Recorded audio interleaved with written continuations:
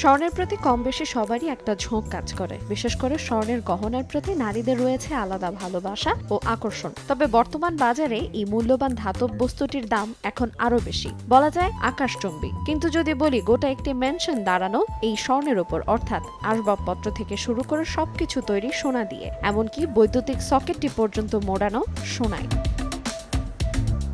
শুনতে অবাক লাগলেও সত্যি, এই প্রাসাদের মতন বাড়িটি ভারতের ইন্দোরে অবস্থিত। সম্প্রতি ভারতের জনপ্রিয় কন্টেন্ট ক্রিয়েটর প্রিয়ম সরস্বতের একটি হাউস ট্যুর ভিডিও বিভিন্ন সামাজিক যোগাযোগ মাধ্যমে ভাইরাল হয়েছে। আর এই ভিডিওটি তিনি করেছেন সেই স্বর্ণের তৈরি বাড়িতে গিয়ে।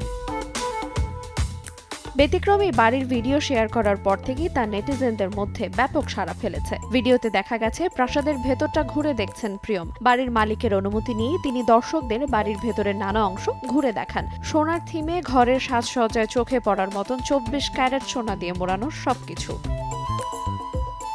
বাড়ির মালিক দম্পতি জানান, এই বাড়িতে রয়েছে 10টি শোবার ঘর ও একটি গোশালা। আলাপচারিতায় উঠে আসে তাদের সংগ্রামী জীবনের গল্প।